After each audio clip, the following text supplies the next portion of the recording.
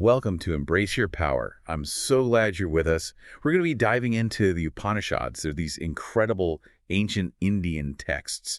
They've been guiding people for centuries. And I know you're interested in learning more about your deeper self, about that power within. So we're going to explore all of that together. Yeah. You know what I think is really fascinating about the Upanishads is that they're not just these ancient stories. Yeah. They give us really practical tools and insights that can help us live better lives, like today. Okay, perfect. So first things first, for someone who's never even heard of the Upanishads, how would you describe them? Imagine if you took philosophy and poetry and spiritual guidance and kind of rolled it all into one. It's like a guidebook kind of for understanding reality, the self, the universe. And they explore some pretty mind-blowing concepts like the idea of the four states of consciousness. Okay, four states of consciousness. Let's unpack that. Okay, sure. So we all know about the first three, right? Waking, dreaming, and deep sleep. But the Upanishads, they talk about a fourth state called Turiya. And it's pure consciousness. It's the state of the self, the observer, that witnesses those first three states. Okay, so if I'm following you correctly, it's like we get these little glimpses of this pure consciousness like in our everyday lives. But Turiya is like the source, that underlying reality that's always there. Exactly. Imagine you're watching waves crashing on the shore. Those waves are all our thoughts, emotions, all those experiences, they're constantly moving and changing. But the ocean itself, right? That vast, unchanging expanse, that's like Turiya. That's such a great analogy. It really helps to Yeah. make it a little less abstract. So how do we even begin to tap into this state of Turiya, this pure consciousness? So the Upanishads suggest practices like meditation and self-reflection, and they also talk about the power of non-attachment, which is a big theme in the Bhagavad Gita, too. Non-attachment. Ugh, that's something I struggle with. It's so easy to get caught up in, the results of things and wanting things to go a certain way. How can we cultivate this non-attachment? I mean, especially in, a world that's so focused on achievement and outcomes. It's a practice. It's a shift in perspective. Mm. So imagine you're an artist creating a painting, Yeah. right? And you pour your heart and soul into it, but you're not attached to, whether or not it sells, if people even praise it. You create because it brings you joy because it's an expression of your being. Right. I mean, that's non-attachment, It's about focusing on the process, the joy of creating, rather than getting fixated on the outcome. Yeah, precisely. And the Upanishads suggest that acting from this place of non-attachment, I mean, it can lead to a deeper sense of freedom, even fulfillment. That makes so much sense. It's like when you're so focused on the destination, you totally forget to even enjoy the journey. Right. Yeah. And speaking of journeys, the Upanishads also talk about this nature of Brahman. It's this all-encompassing reality that we are all a part of. I've heard that term before, Brahman, but it's always felt a bit mysterious, to be honest. Yeah, it can be. It's a concept that can be, challenging to really grasp, I think, because it's beyond our ordinary perception. So imagine the universe as a vast interconnected web, right? And everything is interwoven. Everything's part of this ultimate reality, this Brahman. So it's like we're all connected, like threads in this cosmic tapestry. Exactly. And the Upanishads suggest that, realizing this interconnectedness, this oneness with Brahman is really a key to unlocking our true potential. This reminds me of that concept of Advaita, which means not two. It's that idea that, our individual self, the Atman, is actually one with Brahman. Advaita is such a profound teaching. But you know what? It's often misinterpreted, I think. It's not about denying our individuality or, the importance of spiritual practice. It's more about recognizing that beneath the surface of our, separate identities, there's a deeper unity that connects all of us. So it's not about erasing the individual, but about recognizing that deeper connection that binds us together. Exactly. And the Upanishads encourage us to explore this connection through direct experience, not just intellectual understanding. They talk about refining our consciousness through practices like meditation, purity of thought, and ethical conduct. That makes sense. If we're trying to connect with something that's beyond our ordinary perception, we need to, kind of refine those instruments of perception, both our minds and our bodies, I guess. That's right. The Upanishads talk about the importance of purifying the physical and mental bodies through things like yoga, the right diet, and mindfulness. And I've read that they caution against things like consuming animal flesh, alcohol, and mind-altering substances, because they believe those things can create blockages on the path to self-knowledge. Yeah, that's true. Those substances, they can cloud our perception. and make it harder to connect with our true nature. So it's about making choices that support our spiritual growth, not just indulging in whatever, feels good in the moment. Exactly. And this brings us to another important concept, the power of the will. The Upanishads suggest that our will is a powerful tool. It can either help us uncover our true nature or hide it from ourselves. There's that powerful quote from the Bhagavad Gita. What is man's will and how shall he use it? Let him put forth its power to uncover the Atman, not hide the Atman. Man's will is the only friend of the Atman. His will is also the Atman's enemy. Yeah, I love that quote. It really captures, the essence of it. The will is like a double-edged sword, right? We can use it to chase fleeting desires, distractions, or we can direct it towards self-discovery, spiritual growth. So it's about becoming aware of our will, of, how we're using it, and making a conscious choice to align it with our, highest aspirations. Precisely. And the Upanishads suggests that, as we cultivate this awareness, we begin to tap into a source of power that's like far greater than just our individual ego. Hmm. That's a powerful idea. Yeah. It's like we're not limited to our own, individual strength, Hmm. but we can tap into a, universal source of power. That's right. And this brings us to another fascinating concept from the Upanishads. It's the idea of the spiritual heart. The spiritual heart. I've always thought of the heart as just, a physical organ. What do the Upanishads mean by, spiritual heart? Right. So they're not referring to the physical heart. They're talking about a subtle center of awareness. It's said to reside within us. And it's often described as like the seat of the self. It's the dwelling place of the divine. I remember reading this beautiful passage from the Mundaka Upanishad. It describes it, this self, who understands all, who knows all, and whose glory is manifest in the universe, lives within the lotus of the heart, the bright throne of Brahman. Oh, yeah. That image of the lotus blooming in the heart is so beautiful. It speaks to this potential for beauty, purity, and awakening that I think lies within each of us. I love that image. It suggests that, this whole journey of embracing our power isn't about seeking something outside of ourselves. It's about, connecting with the divine spark that already exists within. Exactly. And the Upanishads suggest that this connection, can be deepened through the guidance of a teacher. A guru. Ah, yes. The role of the guru. I've always been curious about that.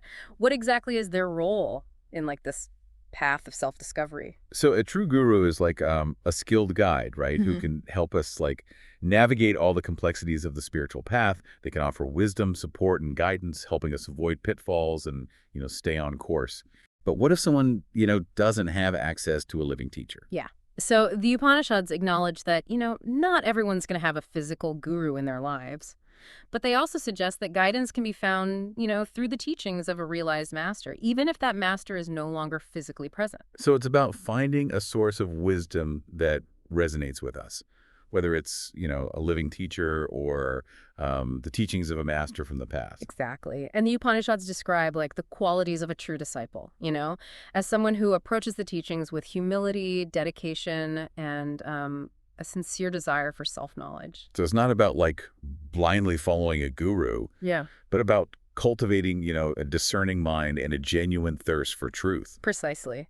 And this brings us to another powerful tool for embracing our power. It's the sound of Om. Om.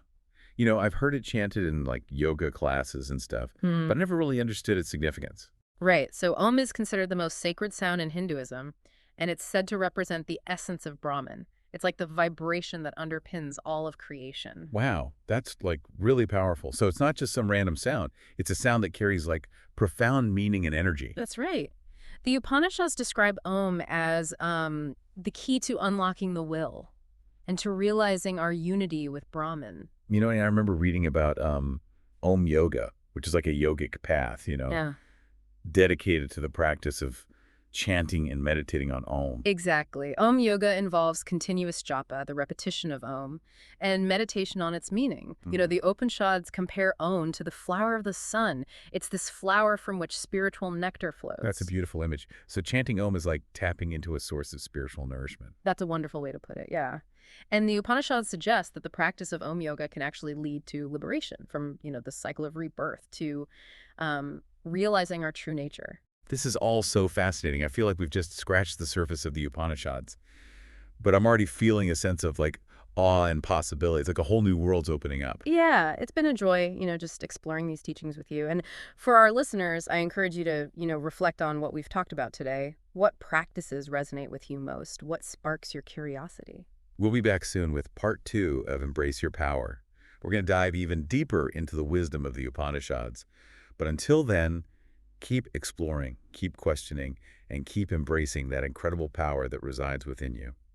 Welcome back to Embrace Your Power. It's great to have you with us again, as we continue to delve deeper into this wisdom of the Upanishads. Last time we were talking about this incredible concept of Brahman, like the all-encompassing reality that connects everything in the universe. Right. And one of the ways the Upanishads illustrate this connection is through the symbol of a wheel. A wheel. Okay, I'm intrigued. Tell me more about this wheel. So imagine like a grand cosmic wheel, right?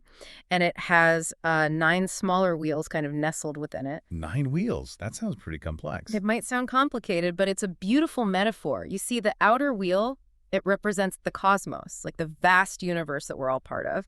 And then those 9 inner wheels, they symbolize the 9 openings of the human body. The 9 openings, you mean like our eyes and ears, mouth? Exactly, yeah. 2 eyes, 2 ears, 2 nostrils, the mouth, and then, the openings for excretion and reproduction. It's like we have, this microcosm of the cosmos kind of reflecting the interplay of all these energies and forces within us. Wow, I see what you mean. It's like we're each like a miniature universe, Yeah. reflecting the vastness of the cosmos in our own bodies. That's the idea, We're not separate from the universe, but rather like an integral part of it. And this wheel analogy, it reminds us that every interaction we have with the world, everything we take in through our senses, it's a reflection of this interconnectedness. That makes me think about like how important it is to be mindful of what we're taking in, both physically and mentally. Are we feeding our senses with like nourishing experiences, or are we polluting them with negativity and distractions? That's a powerful question. The Upanishads really emphasize the importance of, purifying these 9 openings, not just physically, but also mentally and spiritually. So it's about like being mindful of what we watch, what we listen to, what we say, and even like what we think. Exactly. It's about aligning our inner world with the divine. And, that alignment is a source of true power and fulfillment. And as we continue to explore this path of self-knowledge, the Upanishads remind us that we're not alone on this journey. There's this beautiful concept of a like protector deity, a divine presence that watches over us and guides us. That's right. It's like having a divine friend, like a guardian angel residing within our hearts, in that sacred space we talked about earlier, the Chitakakasha. It's a comforting thought, knowing that we have this like inner compass, this source of strength and guidance always available to us. Absolutely. And, connecting with this divine presence, it often comes back to the power of the will. It's our will that, directs our attention, our energy, our focus. If we're scattered and lost in distractions, it's hard to, perceive that subtle guidance. So it's about cultivating like a one-pointed focus, like a determination to connect with the divine within. Exactly. And that focus is what allows us to tap into the power that comes from, aligning ourselves with something greater than ourselves. I'm starting to see a pattern here. We've got the purification of the senses, the connection with our inner guide, and the cultivation of a strong will. It's like a recipe for like embracing our power. That's a great way to put it. Yeah, and the Upanishads are just full of these metaphors and analogies that help make these profound concepts, more accessible. You mentioned metaphors. We talked about that wheel analogy. What other metaphors do the Upanishads use to describe this journey of self-discovery? One of the most famous ones is the analogy of the chariot. A chariot. Okay, I'm all ears. So imagine the human being as a chariot, right? The chariot itself represents the body, the horses represent the senses, the reins, they represent the mind. And the charioteer, he represents the intellect. Okay, I think I'm starting to get the picture here. A passenger in the chariot, that's the self, the Atman. Precisely, yeah. And the journey of the chariot, it symbolizes our journey through life. The Upanishads are like essentially a guidebook for, mastering the art of chariot driving, for becoming a skilled charioteer who can direct the senses and the mind towards self-realization. Okay, so if the senses are like wild horses, the mind is like the reins, and the intellect is the charioteer, it sounds like it takes like a lot of skill to navigate this chariot properly. It certainly does. Yeah, it's a lifelong practice of, self-discipline, discernment, and, a deep understanding of our own nature. So it's not about suppressing our senses or trying to like eliminate our thoughts, but it's more about like learning to use them wisely, you know, to Yeah. direct them towards our highest goals. Exactly. You see, the senses, they're not inherently bad, but they can easily, lead us astray if we're not mindful. A skilled charioteer, he knows how to harness the power of the senses without becoming enslaved by them. And the mind, I mean, that can be a real challenge, can't it? Always like chattering, full of doubts, desires, distractions. It can be, but the Upanishads, they remind us that the mind is also like a powerful instrument, capable of, incredible focus and creativity. And practices like meditation, they can help us train the mind to transform it from like a wild animal into a loyal companion on this path to, self-knowledge. I love that analogy. It's like taming the wildness of the mind so it can serve us, you know, rather than rule us. That's a great way to put it. And the Upanishads offer, even more insights into the nature of the human being, kind of beyond the chariot analogy. Oh, tell me more. Well, there's this fascinating concept of the five sheaths, or, koshas, that make up the human being. Five sheets. I'm not familiar with that one. So imagine like five layers of being. Each one is more subtle than the last. The outermost sheath is called the Annamaya kosha. It's the physical body, the one we're all familiar with. Right, the flesh and bones, the physical stuff. Exactly. Then there's the Pranamaya kosha, which is the energy body. This is the layer that governs our life force, our breath, our vitality. So it's the energy that like keeps us going, that Yeah. animates our physical form. That's right. And then we have the Manomaya kosha, which is the mental body. This is the realm of, our thoughts, emotions, and perceptions. The mind. That's where things can get interesting and often messy. It can certainly be a wild ride, but it's also, the realm of our creativity, our imagination, and our ability to connect with the divine. So it's not about like trying to eliminate the mind, but more about understanding how it works and using it skillfully. Exactly. And that brings us to the fourth sheath, the Vijnanamaya kosha. This is the wisdom body. This is the seat of our intellect, our intuition, and our higher understanding. So this is where we like tap into that deeper knowing, our ability to, discern truth from falsehood, to see beyond like the illusions of the mind. Precisely. And finally, we have the Anandamaya kosha. This is the bliss body. This is the closest to the Atman, the self. It's the realm of pure joy, unconditional love, and, profound peace. Wow, the bliss body. That sounds incredible. But how do we even begin to like access this bliss body? It seems so far removed from our like everyday experience. It's a journey of self-discovery. It's about peeling away, the layers of conditioning and limiting beliefs that obscure our true nature. And the Upanishads, they offer, all sorts of practices and insights to help us along the way.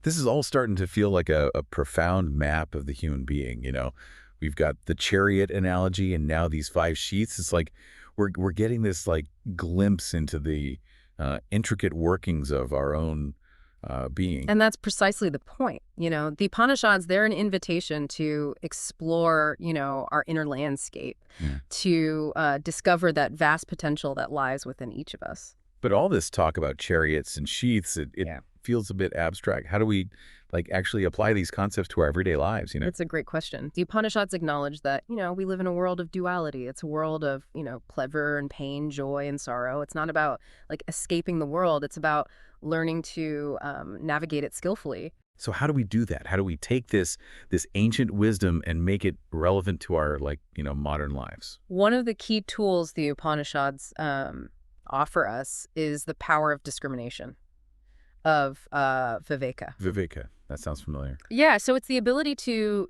discern between the real and the unreal, the eternal and the transient, the self and the non-self, It's the ability to see things as they truly are without, the distortions of our conditioning and our ego. So it's like developing like spiritual X-ray vision, a way of seeing beyond the surface of things. That's a great way to describe it. And the Upanishads offer, different practices to help us cultivate viveka, practices like meditation, self-reflection, and, the study of sacred texts. It sounds like viveka is essential for like making wise choices, for navigating all the complexities of life without getting lost in the drama. You're exactly right. Viveka is the compass that, guides us toward our true north, towards the realization of our highest potential. This is incredible. We've covered so much ground, but I feel like we're just like getting started. What other gems of wisdom do the Upanishads have in store for us? Well, there's this fascinating teaching on the three states of mind: tamas, rajas, and sattva. Those terms sound familiar. I think I've heard them like in yoga class. Yeah, they're fundamental concepts in yogic philosophy. So tamas is the quality of inertia, darkness, and ignorance. Rajas is the quality of activity, passion, and restlessness. And sattva is the quality of purity, harmony, and clarity. Okay, so we've got these three qualities that, influence our minds, but how do they relate to like embracing our power? So the Upanishads teach that the goal is to, transcend the lower qualities of tamas and rajas and to cultivate sattva, the quality of purity and harmony. It's about, moving from a state of darkness and agitation to a state of peace and clarity. So that's like a journey of transformation, of moving from like limitation to liberation. Exactly. And that journey requires a deep understanding of, how these qualities operate within us. So how do we even begin to like identify these qualities in our own minds? What are some signs of like tamas, rajas, and sattva? Okay. So let's start with tamas. When tamas is dominant, we feel lethargic, unmotivated, and confused. Our minds are, clouded with negative thoughts, and we lack the energy to like pursue our goals. Okay, so that's that feeling of being stuck in a rut. What about rajas?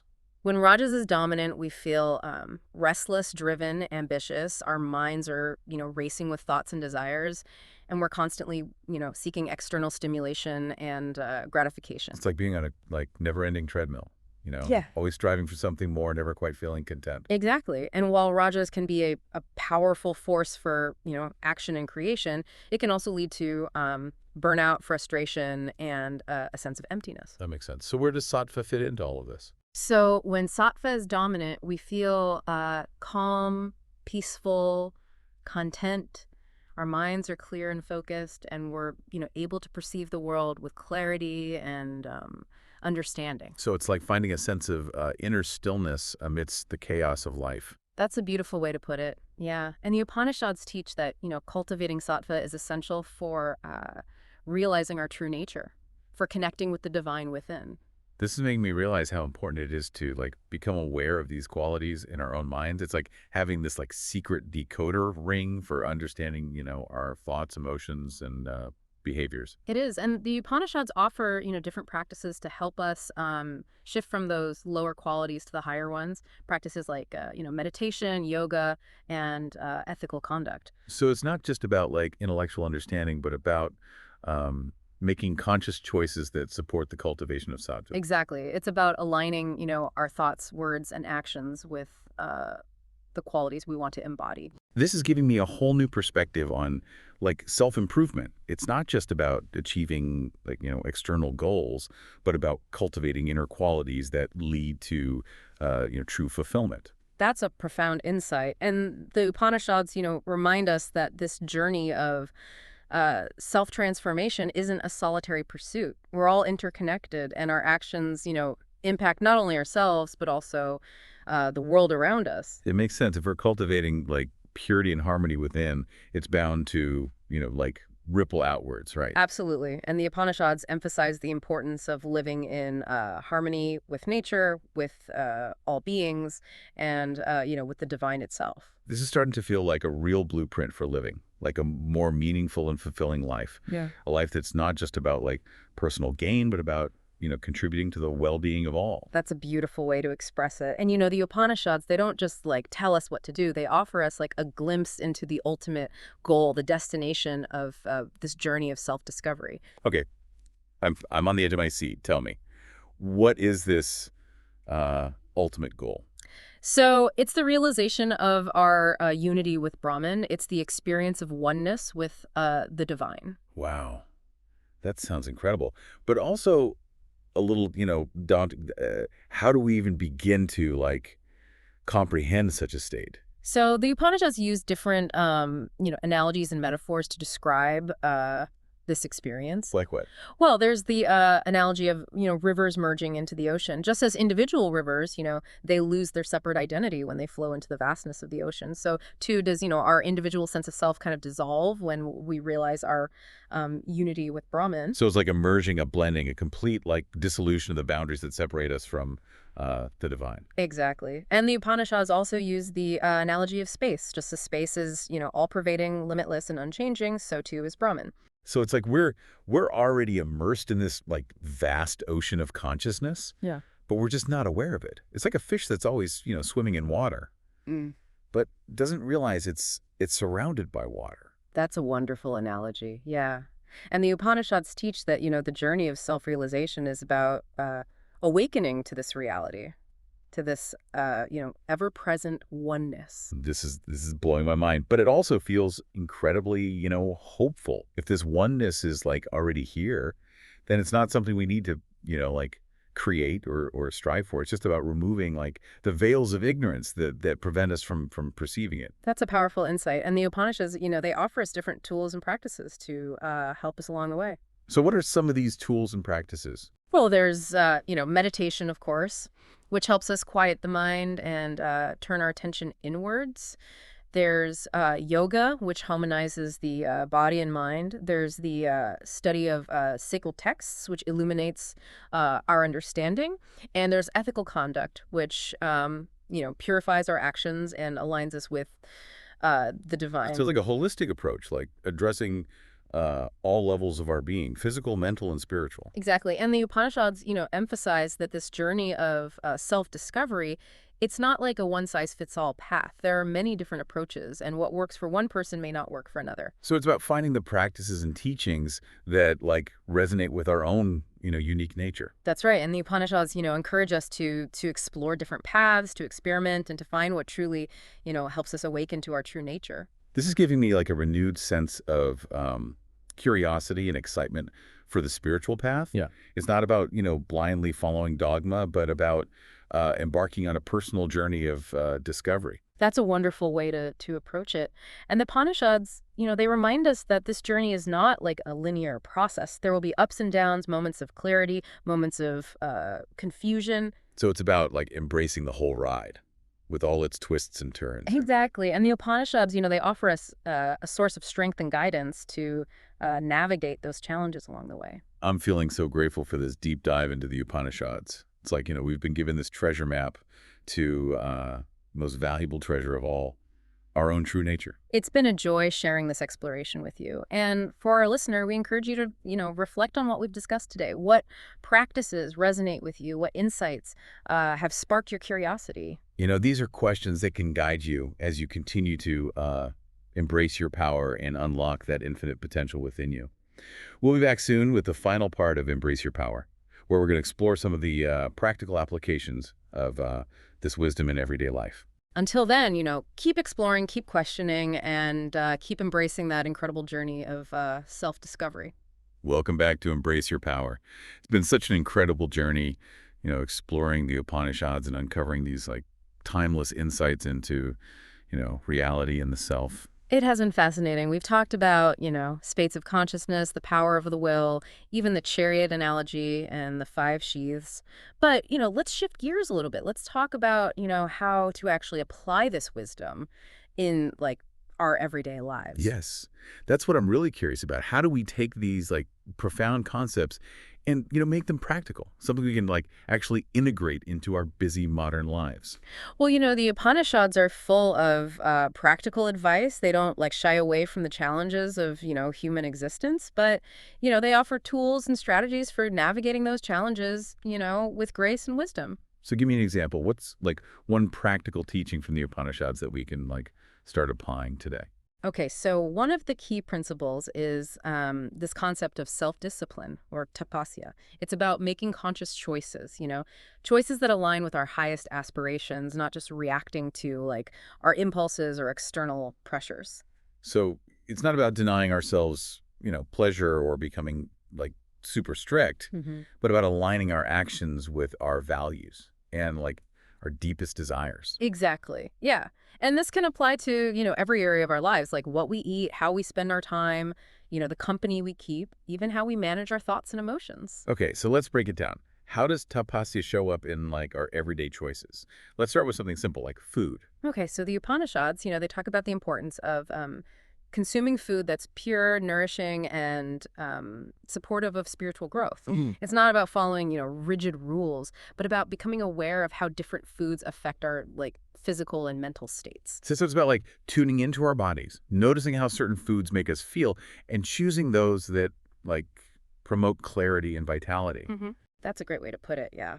It's about approaching food with awareness and intention, not just, mindless consumption. What about relationships? How does tapasya apply to the people we choose to like surround ourselves with? Right. So the Upanishads emphasize the importance of, surrounding ourselves with people who uplift and inspire us, people who, support our spiritual growth. They caution against engaging in relationships that are, draining, negative, or based on superficiality. So it's about being mindful of like the energy we're exchanging in our relationships, noticing who brings out the best in us and who leaves us feeling, depleted. Exactly. It's about choosing, quality over quantity when it comes to our relationships, prioritizing those connections that nourish our hearts and minds.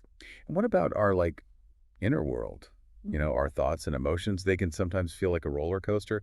How can we apply tapasya to like our inner landscape? Right. So the Upanishads emphasize the importance of cultivating, positive and uplifting thoughts and emotions. It's not about denying or suppressing difficult emotions, but about, becoming aware of them, observing them without judgment, and choosing to focus on, thoughts that support our well-being. So it's like having like a mental garden.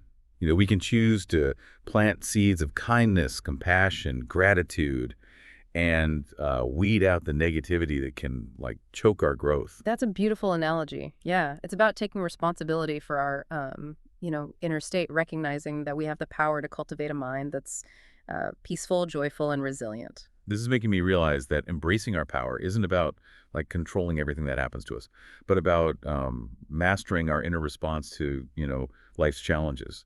That's a key insight. And the Upanishads, they offer a wealth of practices to help us develop this inner mastery.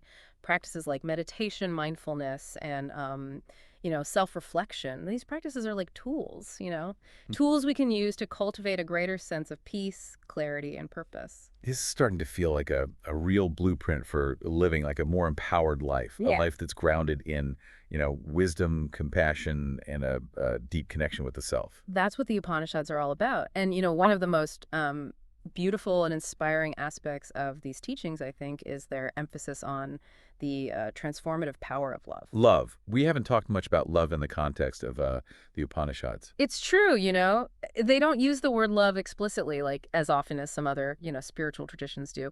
But the concept of love, it's like woven throughout their teachings. They describe love as the ultimate unifying force, the essence of Brahman, like the very fabric of reality. Wow. So it's not just like a human emotion, but like a fundamental cosmic principle. Exactly. Yeah. And the Upanishads suggest that, experiencing this love, this oneness, is like the ultimate goal of human existence. Okay. But how do we like access this cosmic love? It all sounds a bit, abstract. So they teach that it begins with, cultivating love within ourselves, with recognizing the divine spark that resides in our own hearts. It's about self-love, about honoring and cherishing our own being, and then letting that love, radiate outwards, embracing all beings, all of creation. So it's like a ripple effect. It Yeah. starts with the self and then it like expands outwards to encompass, the whole world. That's a beautiful way to put it, yeah. And the Upanishads offer, different practices to help us cultivate this love. Compassion, forgiveness, gratitude, and selfless service. These practices aren't just about feeling love, but about, expressing it through our actions, through, how we interact with the world. This is making me realize that embracing our power isn't just about like personal gain or achievement. It's about becoming a conduit for this love, for this, unifying force that connects us all. That's a profound insight. And the Upanishads suggest that, as we awaken to this love, we begin to experience this deep sense of peace, joy, and fulfillment. This is starting to feel like a real roadmap to like happiness, Mhm. not the fleeting kind, but the deep, abiding kind that comes from connecting with something, greater than ourselves. And that's ultimately what the Upanishads are pointing us towards, a life purpose, meaning, and profound connection. This has been such an incredible journey, and I feel so inspired to, continue exploring the Upanishads and um, integrating their wisdom into, my life. Thank you so much for sharing your insights and for guiding us through this exploration. It's been my pleasure. And for those of you listening, remember that these teachings, they're invitations to explore your own inner landscape and to discover that infinite potential that, lies within. Keep exploring, keep questioning, and keep embracing that incredible power. That's your birthright. Thank you for joining us on Embrace Your Power. Until next time, may you live with awareness, purpose, and love.